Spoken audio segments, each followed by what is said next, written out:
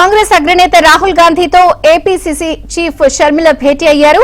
ఢిల్లీలోని రాహుల్ నివాసానికి షర్మిల ఆమె భర్త అనిల్ వెళ్లారు.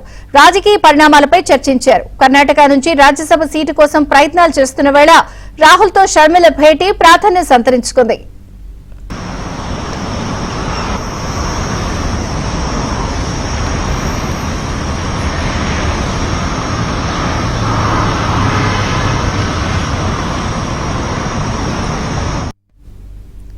కాంగ్రెస్ అగ్రనేత రాహుల్ గాంధీతో ఏపీ పీసీసీ చీఫ్ షర్మిల భేటీ అయ్యారు. అప్డేట్ సతీష్ అందిస్తారు ఢిల్లీ నుంచి. సతీష్, విజయచంద్రిక ఏఐసీసీ అగ్రనేత రాహుల్ గాంధీతోని ఆంధ్రప్రదేశ్ పీసీసీ చీఫ్ షర్మిలారెడ్డి సమావేశమయ్యారు. ఈ సమావేశానికి కొంత ప్రాధాన్యత సంతరించుకుంది. సమావేశంలో షర్మిల భర్త అనిల్ సైతం కూడా హాజరవడం జరిగింది. తాజాగా రాష్ట్రంలో నెలకొన్న తాజా పరిణామాలు, ఆంధ్రప్రదేశ్ లో పార్టీ యొక్క బలోపేతం, ఇతర అంశాలపై చర్చ జరగడంతో పాటు ఇటీవల కర్ణాటక నుంచి షర్మిలకు రాజ్యసభ అవకాశం కల్పిస్తారని పెద్ద ఎత్తున కూడా చర్చలు జరుగుతున్న నేపథ్యంలో ఈ రోజు జరిగిన సమావేశం కూడా కొంత ప్రాధాన్యత సంతరించుకుందని చెప్పాల్సి ఉంటుంది.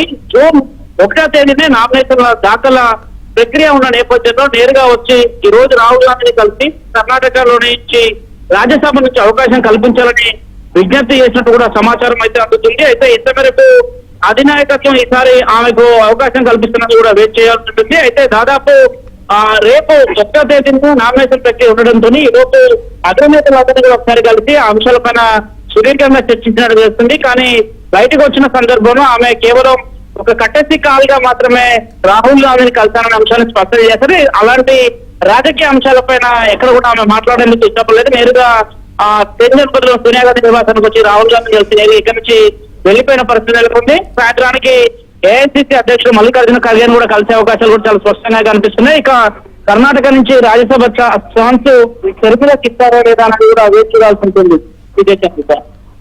Okay Satish, thank you.